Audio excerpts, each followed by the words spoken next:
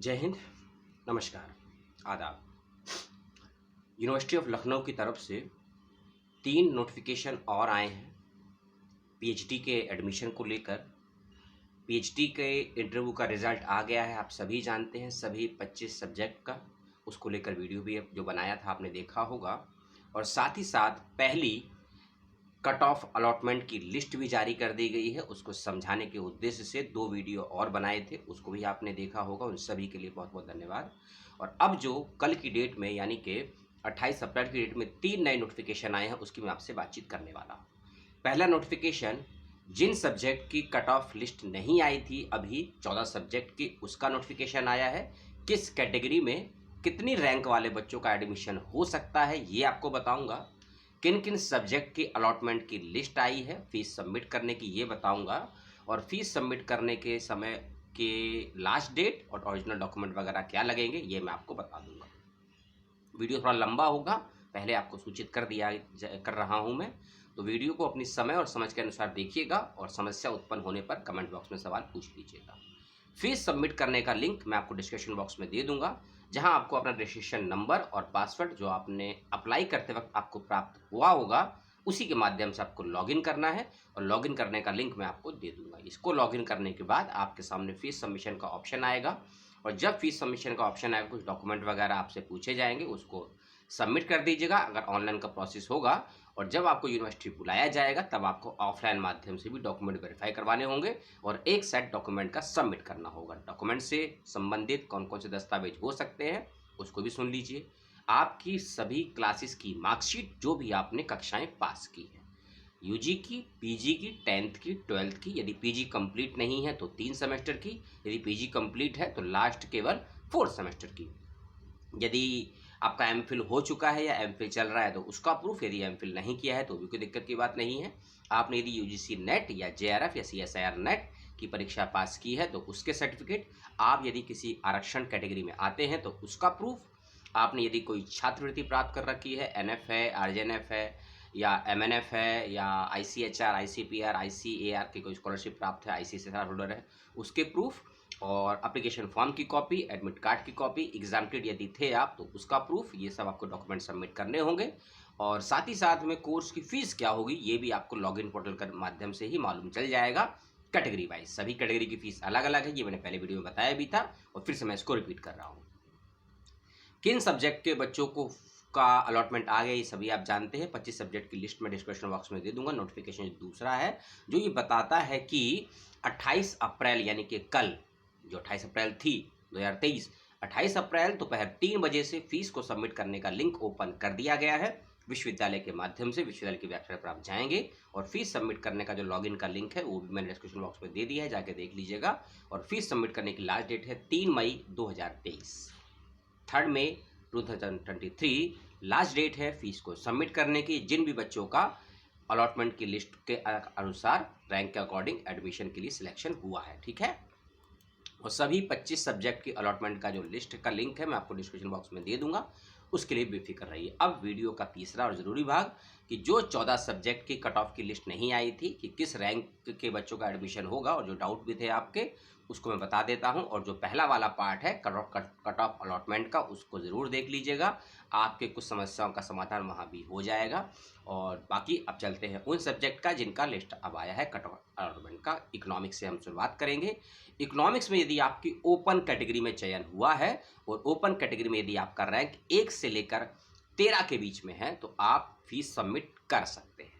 और यदि आप इकोनॉमिक्स में हैं, ओबीसी कैटेगरी में सिलेक्शन हुआ है और यदि आपका रैंक 14 से लेकर 28 के बीच में है तो आप फीस को सबमिट कर सकते हैं। और यदि आप ईडब्ल्यूएस कैटेगरी में हैं इकोनॉमिक्स में और आपका रैंक यदि 19 से लेकर 20 है, 19 या 20, तो इसमें भी आप फीस सबमिट कर सकते हैं।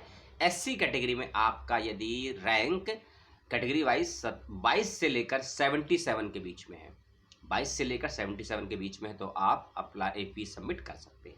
इंग्लिश डिपार्टमेंट में ओपन कैटेगरी में यदि आपका रैंक 1 से लेकर 18 यानी कि 1 to 18 है, 18 बोला गया, 80 नहीं बोला गया, आप फीस सबमिट करिएगा। ओबीसी कैटेगरी में यदि आपका रैंक 32 से लेकर 90 है, 32 से लेकर 90 के बीच में ओबीसी कैटेगरी में यदि आपका रैंक है डिपार्टमेंट ऑफ इंग्लिश में फीस को सबमिट कर सकते हैं। English department EWS category rank number 21 से लेकर 36 के बीच में यदि आपका रैंक है, फीस को सबमिट कर सकते हैं। एससी कैटेगरी इंग्लिश डिपार्टमेंट 25 से लेकर 92 रैंक यदि आपका है, इसके बीच में 25 टू लेकर 92 के बीच में यदि आपका रैंक है, department of English SC category fees को सबमिट कर सकते हैं। ज्योग्राफी ओपन कैटेगरी में 1 to 5, ओबीसी कैटेगरी में 7 to 8, एससी कैटेगरी में 46 और philosophy department open category 1 to 10, SC category 21, OBC category 12 to 22, 12 से लेकर 22, OBC category philosophy, SC category में ओनली 21। फिजिकल एजुकेशन यदि आप ओपन कैटेगरी में है 1 से लेकर 20 और ओबीसी कैटेगरी में 21 से लेकर 54, ईडब्ल्यूएस कैटेगरी में 22 से लेकर 48, एससी कैटेगरी में 23 से लेकर 51। सोशल वर्क में यदि आपका रैंक 1 या 2 है, आप फीस सबमिट कर सकते हैं, क्योंकि एससी एसटी ओबीसी की सीट नहीं है सोशल वर्क में, ऐसा इसमें मालूम चलता है। अप्लाइड इकोनॉमिक्स ओपन कैटेगरी में 1 से लेकर 16 यदि आपका रैंक है, फीस को सबमिट जरूर करिएगा। ओबीसी कैटेगरी में 21 से लेकर 40 यदि आपका रैंक है, फीस को सबमिट करिएगा। ईडब्ल्यूएस कैटेगरी अप्लाइड इकोनॉमिक्स में 18 से लेकर 23 के बीच में रैंक है, फीस को सबमिट कर सकते हैं। बिजनेस एडमिनिस्ट्रेशन 1 से लेकर 14 रैंक के बच्चे फीस को सबमिट करेंगे ओपन कैटेगरी में। ओबीसी कैटेगरी में रैंक नंबर 15 और बॉटनी में ओपन कैटेगरी में 1 से लेकर 12, ओबीसी कैटेगरी 13 से लेकर 25, ईडब्ल्यूएस कैटेगरी 32 से लेकर 32 तक, बॉटनी का बता रहा हूँ। बॉटनी में एससी कैटेगरी 18 से लेकर 28। केमिस्ट्री ओपन कैटेगरी रैंक यदि आपका 1 से लेकर 30 के बीच में है, आप फीस को सबमिट कर सकते हैं। ये देखिए, जैसे मैं बोलता हूँ इस जैसे हमारे किसी का रैंक 25 आया है और मैंने आपको बताया केमिस्ट्री का 1 से लेकर 30 के बीच में, तो 1 से लेकर 30 के बीच में जो भी रैंक आपका है ओपन कैटेगरी में, आप उसके लिए फीस सबमिट के लिए एलिजिबल हैं। इसका मतलब ये है, मान लीजिए आप बोलेंगे सर मैंने बताया नहीं रैंक नंबर 28 का क्या होगा, 25। अगर आपका नंबर 1 से लेकर 30 के बीच में आ रहा है, अगर आप उस कैटेगरी में हैं, तो फीस को सबमिट कर सकते हैं, इसका ध्यान रखिएगा, ठीक है। डिफेंस में ओपन कैटेगरी में 1 या 2 आपका रैंक है, फीस को सबमिट करिएगा।